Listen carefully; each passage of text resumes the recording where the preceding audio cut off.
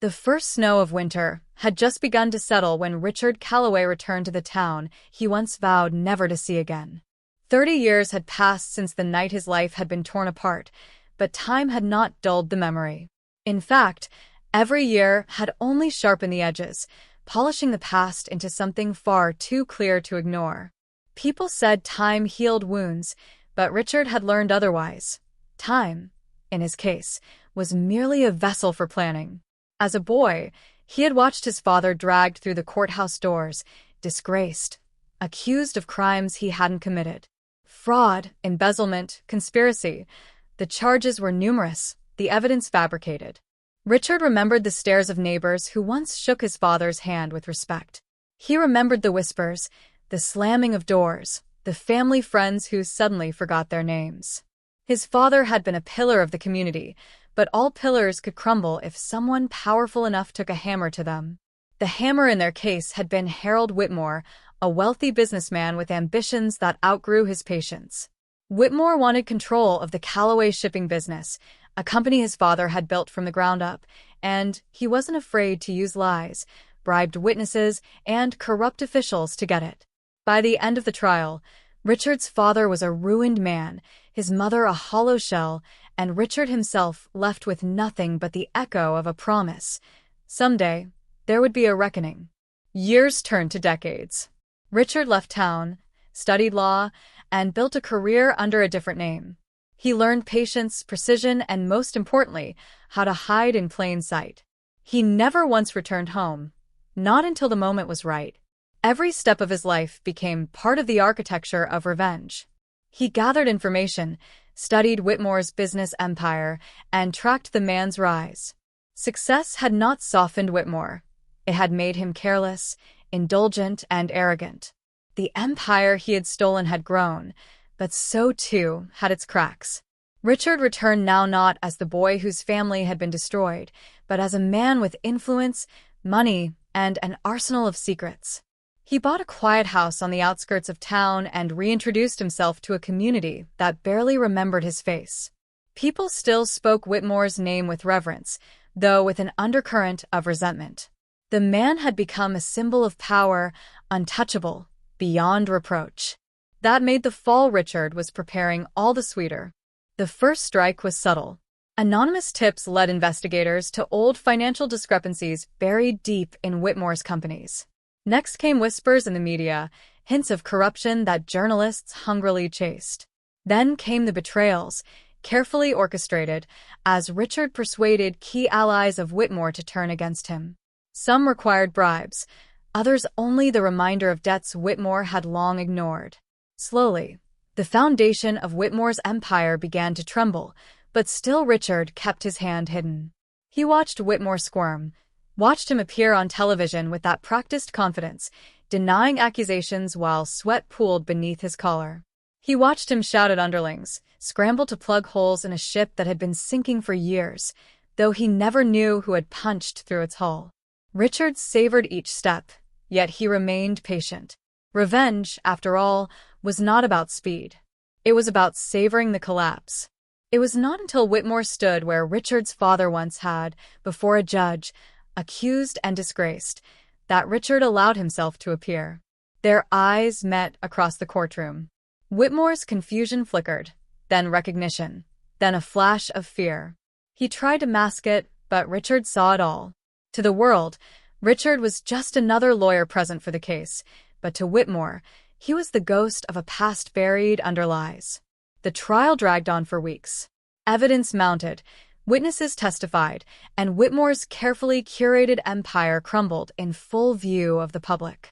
There was no escape, no hidden account, no loyal ally left uncorrupted by Richard's hand.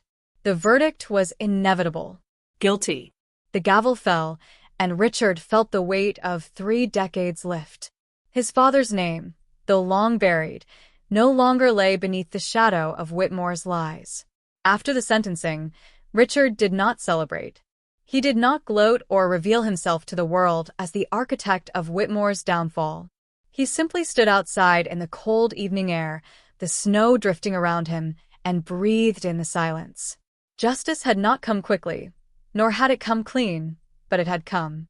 Revenge had been his companion for most of his life, and now that it was fulfilled, he found himself oddly hollow. The decades-long fire had finally burned itself out. Whitmore rotted in prison, his name spat upon by the very people who once praised him.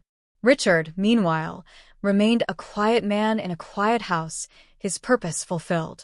He never returned to the courthouse again, but sometimes on winter nights when the snow fell as it had the day he came back, he would stand at his window and watch it drift.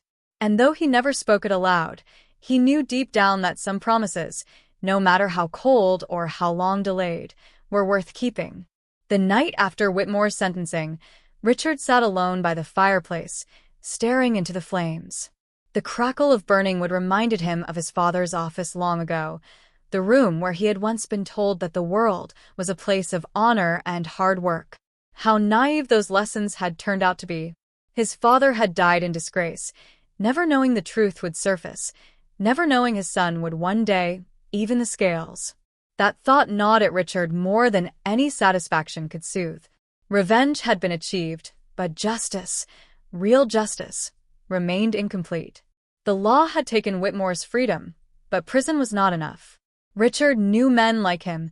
Prison was merely another cage, and even in a cage, Whitmore would find ways to cling to scraps of power. No, what Richard wanted was something deeper, something that would leave Whitmore broken not just in body, but in spirit. Weeks later, Richard arranged his first visit to the prison. He walked through the sterile halls, past steel doors and the watchful eyes of guards, until he stood face to face with the man who had destroyed his family. Whitmore's once proud frame was slumped, his expensive suit replaced by gray prison garb, but his eyes still burned with arrogance. "You," Whitmore muttered, recognition finally settling like a stone in his gut. "You were the boy."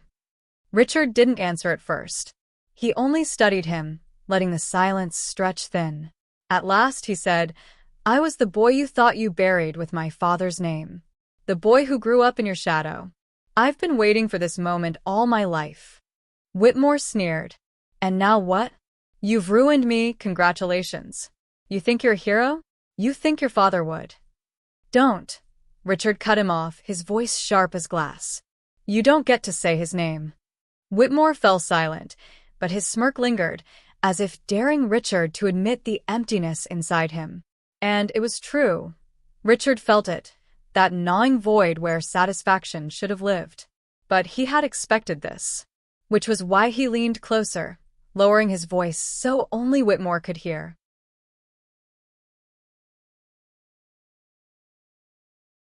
"I didn't just take your fortune. I dismantled every deal you built, exposed every secret you thought was safe. The people you once called allies, they sold you for scraps. Your family name will be cursed, your children shunned. You will die in this place with nothing, Harold. Nothing but the knowledge that a Calloway took everything from you." For the first time, Whitmore's smirk faltered.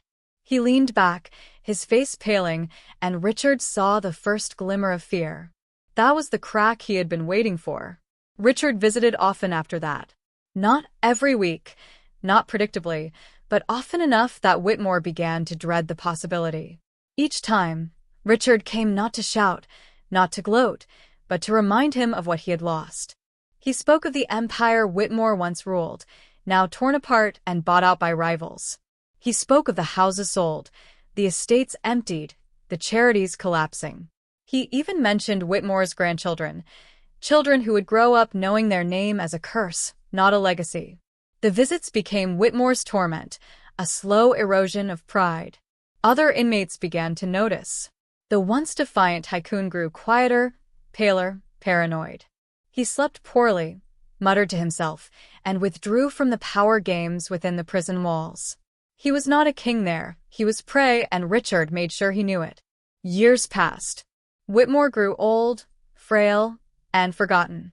On the night he died, a guard reported finding him curled in his bunk, whispering apologies to no one who would listen.